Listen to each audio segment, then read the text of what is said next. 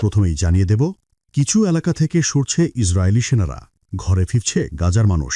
Israel ও হামাসের মধ্যে যুদ্ধবিরতি কার্যকর হয়েছে, ফলে দখলদার সেনারা গাজার কিছু অংশ থেকে পিছু হটতে শুরু করেছে। এতেই কিছুটা স্বস্তি ঘিরেছে অবরুদ্ধ উপত্যকাটিতে। হাজার হাজার বাস্তুচ্যুত ফিলিস্তিনি। তারপর জানিয়ে দেব, ইসরায়েল ও হামাসের মধ্যে যুদ্ধবিরতি চুক্তির পর গাজায় শান্তি বজায় রাখতে আন্তর্জাতিক টাস্ক ফোর্স গঠনের উদ্যোগ নেওয়া হয়েছে। এ টাস্ক ফোর্সের অংশ হয়ে গাজা মিশনে যেতে প্রস্তুতি সম্পন্ন করেছে তুরস্কের সশস্ত্র বাহিনী। এখন জানিয়ে দেব, ট্রাম্পের মধ্যস্থতায় গাজা চুক্তির বিরুদ্ধে পাকিস্তানে ব্যাপক বিক্ষোভ, বহু হতাহত।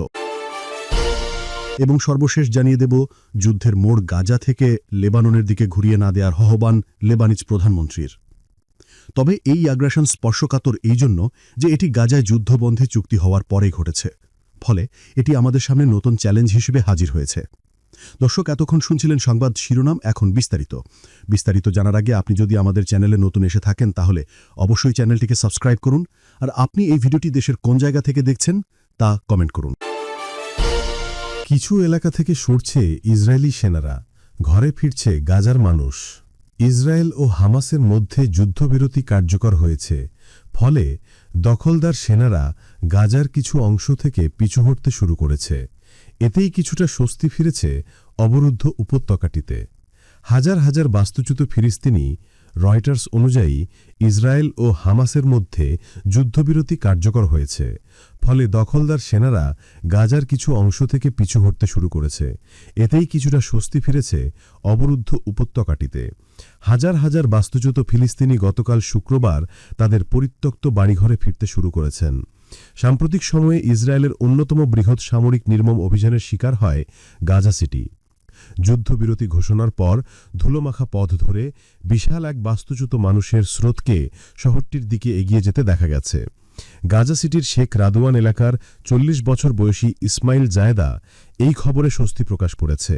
তিনি রয়টার্সকে বলেন, আল্লাহকে ধন্যবাদ যে আমার বাড়িটি এখনও দাঁড়িয়ে আছে, কিন্তু চারপাশ ধ্বংস হয়ে গেছে।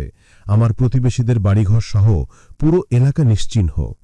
ইসরায়েলের সামরিক বাহিনী জানিয়েছে, স্থানীয় সময়ে দুপুর ১২টায় যুদ্ধবিরতি চুক্তি কার্যকর হয়েছে। গতকাল শুক্রবার ভোরের দিকে ইসরায়েলের সরকার হামাসের সঙ্গে এই যুদ্ধবিরতি অনুমোদন দেয়, যার ফলে ২৪ ঘণ্টার মধ্যে গাজায় আংশিক সেনা প্রত্যাহার এবং পূর্ণাঙ্গ যুদ্ধ স্থগিতের পথ সুগম হয়। চুক্তি অনুযায়ী হামাস ৭২ ঘণ্টার মধ্যে জীবিত থাকা ২০ জন ইসরায়েলি জিম্মিকে হামাসকে মুক্তি দেবে বলে আশা করা হচ্ছে। এর বিনিময়ে ইসরায়েল কারাগার থেকে ২৫০ জন দীর্ঘমেয়াদী সাজাপ্রাপ্ত ফিলিস্তিনিকে মুক্তি দেবে। পাশাপাশি যুদ্ধ চলাকালীন গাজায় আটক ১৭০০ জনকে মুক্তি দেওয়া হবে। চুক্তি কার্যকর হওয়ার সঙ্গে সঙ্গে গাজায় শত শত ট্রাক ভর্তি খাদ্য ও চিকিৎসা সহায়তা পৌঁছাবে। ইসরায়েলি বাহিনীর আক্রমণে ঘরবাড়ি হারানো ও তাঁবুতে আশ্রয় নেওয়া লাখ লাখ বেসামরিক মানুষের জন্য এই সাহায্য অপরিহার্য। মার্কিন প্রেসিডেন্ট ডোনাল্ড ট্রাম্পের যুদ্ধ অবসানের উদ্যোগের প্রথম পর্বে গাজার প্রধান শহরাঞ্চল থেকে ইসরায়েলি বাহিনী প্রত্যাহার করা হবে। তবে উপত্যকার প্রায় অর্ধেক এলাকার নিয়ন্ত্রণ থাকবে ইসরায়েলি বাহিনীর হাতেই। টেলিভিশনে দেওয়া ভাষণে ইসরায়েলি প্রধানমন্ত্রী বেনিয়ামিন নেতানিয়াহু বলেছেন, ট্রাম্পের পরিকল্পনার পরবর্তী ধাপগুলোতে গাজা যাতে সামরিকীকরণ মুক্ত হয় এবং হামাস যাতে অস্ত্র সমর্পণ করে তা নিশ্চিত করতে ইসরায়েলি বাহিনী গাজায় অবস্থান করবে। তিনি বলেন, এটা যদি সহজে অর্জন করা যায় তো ভালো, আর যদি না হয় তবে তা কঠিন উপায়ে অর্জন করা হবে। গাজার দক্ষিণে খান ইউনিসে কিছু ইসরায়েলি সেনা সীমান্ত সংলগ্ন পূর্বাঞ্চল থেকে পিছু হটেছে। তবে বাসিন্দাদের সাথে রয়টার্সের যোগাযোগ অনুযায়ী এখনও কোথাও কোথাও গোলাগুলির শব্দ শোনা যাচ্ছে। গাজার কেন্দ্রে নুসিরাত ক্যাম্পে কিছু সেনাকে পূর্ব ইসরায়েল সীমান্তের দিকে সরিয়ে নেওয়া হয়েছে। তবে ভোরের দিকে গোলাগুলির শব্দের পর অন্য সেনারা এলাকাতেই রয়ে গেছে। গাজা সিটির দিকে ভূমধ্য সাগরীয় উপকূল বরাবর রাস্তা থেকে ইসরায়েলি বাহিনী সরে গেছে। ৪০ বছর বয়সী মাহদি সাকলা তার আবেগ বলেন, যুদ্ধবিরতির খবর শোনার সঙ্গে সঙ্গে আমরা খুব খুশি হয়ে গাজা সিটিতে আমাদের বাড়িতে ফিরে যাওয়ার জন্য প্রস্তুত হয়েছিলাম।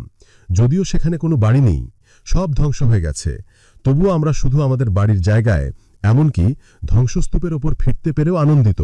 2 বছর ধরে আমরা এক স্থান থেকে অন্য স্থানে বাস্তুচ্যুত হয়ে ঘুরে বেড়াচ্ছি। হামাসের নির্বাসিত গাজা প্রধান খালিল আল হায়া জানিয়েছেন, তিনি যুক্তরাষ্ট্র এবং অন্যান্য মধ্যস্থতাকারীর কাছ থেকে যুদ্ধ শেষ হওয়ার বিষয়ে নিশ্চয়তা পেয়েছেন। এই সংঘাতের ফলে ইসরায়েলের আন্তর্জাতিক বিচ্ছিন্নতা বেশ বেড়েছে। মধ্যপ্রাচ্যের আঞ্চলিক সংঘাত ছড়িয়ে পড়েছে। ইরান, ইয়েমেন ও লেবানন জড়িয়ে পড়েছে। এটি মার্কিন ইসরায়েল সম্পর্ককেও কঠিন পরীক্ষার মুখে ফেলেছিল। ট্রাম্পকেও নেতানিয়াহুর উপর চুক্তির জন্য চাপ দিতে দেখা গেছে। এই যুদ্ধে ৬৭,০০০-এরও বেশি ফিলিস্তিনি নিহত হয়েছেন। তবে এখনও কিছু বাধা রয়ে গেছে, যার মধ্যে ফিলিস্তিনি বন্দীদের লিখিত তালিকা প্রকাশ এবং যুদ্ধ শেষ হলে ধ্বংসস্তূপ হয়ে যাওয়া গাজার শাসনভার কার হাতে থাকবে তা নিয়ে পরবর্তী পদক্ষেপের বিষয়ে এখনও চুক্তিবদ্ধ হওয়া বাকি রয়েছে। হামাস এখনও ইসরায়েলের নিরস্ত্রীকরণের দাবি মেনে নেয়নি। গাজা মিশনের জন্য প্রস্তুত তুর্কি সেনা। ইসরায়েল ও হামাসের মধ্যে যুদ্ধবিরতি চুক্তির পর গাজায় শান্তি বজায় রাখতে আন্তর্জাতিক টাস্ক ফোর্স গঠনের উদ্যোগ নেওয়া হয়েছে। এ টাস্ক ফোর্সের অংশ হয়ে গাজা মিশনে যেতে প্রস্তুতি সম্পন্ন করেছে তুরস্কের সশস্ত্র বাহিনী। গত শুক্রবার প্রতিরক্ষা মন্ত্রণালয়ের একটি সূত্র এ তথ্য নিশ্চিত করেছে। মাত্র একদিন আগে তুরস্কের প্রেসিডেন্ট রজব তৈয়ব এরদোগান গাজায় সেনা পাঠানোর ব্যাপারে সবুজ সংকেত দেন। প্রতিবেদনে বলা হয়, যুদ্ধবিরতি মেনে ফিলিস্তিনের গাজায় শান্তি বজায় রাখার জন্য তুরস্কের সেনাবাহিনী যে কোনো মিশনে অংশ নেবে। এ বিষয়ে আলোচনা করতে মিশরের শার্ম এল শেখে একটি দল পাঠিয়েছে তুর্কি বাহিনী। যুদ্ধবিরতির মধ্যস্থতার আলোচনায় ঘনিষ্ঠভাবে জড়িত তুরস্ক। ইসরায়েলের উপর চাপ সৃষ্টি করতেও এরদোয়ানের প্রশাসন ভূমিকা রাখে। গাজায় বিভিন্ন দেশের সেনাবাহিনীর একটি টাস্ক ফোর্সে তুরস্ক যোগ দেবে কিনা এমন প্রশ্নের জবাবে সূত্রটি বলেছে, শান্তি প্রতিষ্ঠা ও বজায় রাখার অভিজ্ঞতা সম্পন্ন আমাদের তুর্কি সশস্ত্র বাহিনী তাদের উপর অর্পিত যে কোনো কাজের জন্য প্রস্তুত। রজব তৈয়ব এরদোগান গত বৃহস্পতিবার বলেছেন, তুরস্ক যুদ্ধবিরতি চুক্তি বাস্তবায়ন তদারকি করার জন্য টাস্ক ফোর্সে অংশগ্রহণ করবে। তবে আরও বিস্তারিত কিছু বলেননি তিনি। পররাষ্ট্রমন্ত্রী হাকান ফিদান গত বৃহস্পতিবার গভীর রাতে বলেছেন, যুক্তরাষ্ট্র, মিশর, তুরস্ক ও কাতারের সমন্বয়ে গঠিত একটি দল এই সম্মত বিষয়গুলো অনুসরণে সহায়তাকারী ভূমিকা পালন করবে এবং উভয় পক্ষের সঙ্গে বিষয়গুলো নিয়ে আলোচনা চালিয়ে যাবে। ফিদান আরও বলেছেন, এই দেশগুলো মধ্যস্থতাকারী, তাই চুক্তির প্রাসঙ্গিক ধারাগুলো বাস্তবায়ন তদারকি করবে তারা। এদিকে যুক্তরাষ্ট্র ইসরায়েলে ২০০ সেনা মোতায়েন করবে বলে জানিয়েছে। তবে তারা ফিলিস্তিনি কোনো অংশে মোতায়েন বা অবস্থান করবে না। মার্কিন সামরিক বাহিনীর সেন্ট্রাল কমান্ড গাজায় টাস্ক ফোর্সটি তৈরি করবে, যা সিভিল মিলিটারি কোঅর্ডিনেশন সেন্টার বা সিএমসিসি নামে পরিচিত হবে। সিএমসিসির কাজ হবে গাজায় সহায়তা প্রবাহকে সহজতর করা, যার মধ্যে রয়েছে নিরাপত্তা সহায়তা এবং মানবিক সাহায্য কার্যক্রম। এছাড়া উদ্ভূত যে কোনো পরিস্থিতিতে আন্তর্জাতিক সম্প্রদায় সিদ্ধান্ত বাস্তবায়ন করবে টাস্ক ফোর্সটি। ট্রাম্পের মধ্যস্থতায় গাজা চুক্তির বিরুদ্ধে পাকিস্তানে ব্যাপক বিক্ষোভ, বহু হতাহত। মার্কিন প্রেসিডেন্ট ডোনাল্ড ট্রাম্পের মধ্যস্থতায় হওয়া গাজা চুক্তির বিরুদ্ধে পাকিস্তানে ব্যাপক বিক্ষোভ চলছে। শনিবার ১১ অক্টোবর তেহরিকি লাব্বাইক পাকিস্তান টিএলপি দলের সমর্থকরা লাহোর থেকে রাজধানী ইসলামাবাদে পৌঁছনোর চেষ্টা করলে নিরাপত্তা বাহিনীর সঙ্গে ব্যাপক সংঘর্ষ হয়। এতে অর্ধশতাধিক ব্যক্তি আহত ও নিহত হয়েছেন। সংবাদ মাধ্যম ডন জানিয়েছে, শনিবার সকালে লাহোরের শাহদারা এলাকায় টিএলপি সমর্থকদের সঙ্গে পুলিশের সংঘর্ষের খবর পাওয়া গেছে।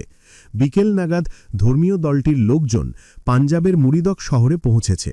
প্রতিবেদনে বলা হয়, টিএলপি দাবি করেছে আইন প্রয়োগকারী সংস্থার সঙ্গে সংঘর্ষে তাদের ১০ জনেরও বেশি কর্মী নিহত হয়েছেন।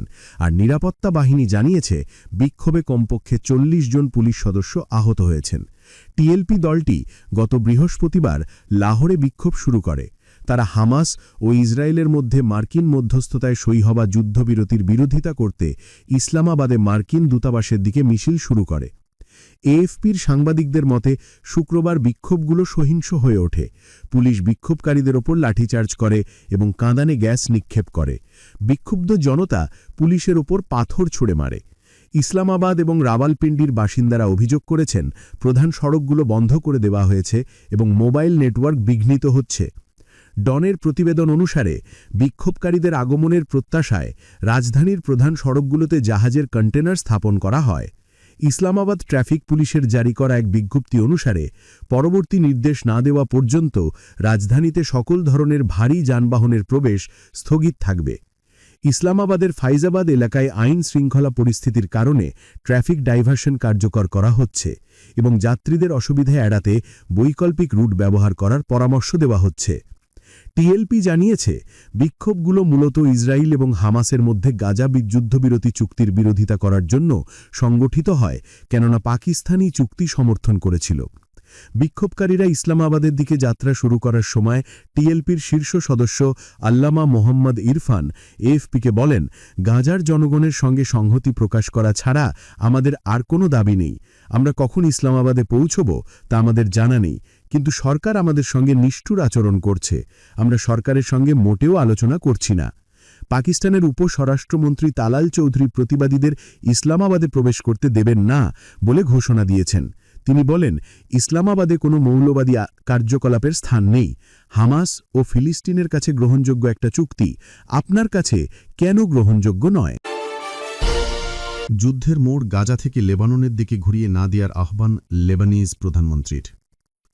তবে এই আগ্রাসন স্পর্শকাতর এজন্য যে এটি গাজায় যুদ্ধবন্ধ চুক্তি হওয়ার পরে ঘটেছে, ফলে এটি আমাদের সামনে নতুন চ্যালেঞ্জ হিসাবে হাজির হয়েছে। যুদ্ধের মোড় গাজা থেকে লেবাননের দিকে ঘুরিয়ে না দেওয়ার আহ্বান জানিয়েছেন দেশটির প্রধানমন্ত্রী জোসেফ আউন। শনিবার 11 অক্টোবর পূর্ব লেবাননে ইসরায়েলি হামলার পর এই আহ্বান জানান তিনি। লেবানজ প্রধানমন্ত্রীর এক এক্স বার্তায় বলা হয়, আবারও ইসরায়েলি আগ্রাসনের কবলে লেবাননের দক্ষিণাঞ্চল। কোনো কারণ ছাড়াই তারা সেদিকে হামলা পরিচালনা করছে। তিনি আরও বলেন, তবে এই আগ্রাসন স্পর্শকাতর এজন্য যে এটি গাজায় যুদ্ধবন্ধ চুক্তি হওয়ার পরে ঘটেছে, ফলে এটি আমাদের সামনে মৌলিক চ্যালেঞ্জ হিসাবে উপস্থাপিত হয়েছে। আউন আরও বলেন, লেবাননের নাগরিক হিসাবে এবং আন্তর্জাতিক সম্প্রদায়ের জন্য এটি মৌলিক চ্যালেঞ্জ তৈরি করে, যার মধ্যে রয়েছে লেবাননের কেউ গাজাকে আগুন ও হত্যার মাধ্যমে রাজনৈতিক জীবিকা নির্বাহের প্রয়োজনীয়তা নিশ্চিত করার জন্য ক্ষতিপূরণ দেওয়ার কথা বিবেচনা করছে কিনা তা নিয়ে প্রশ্ন।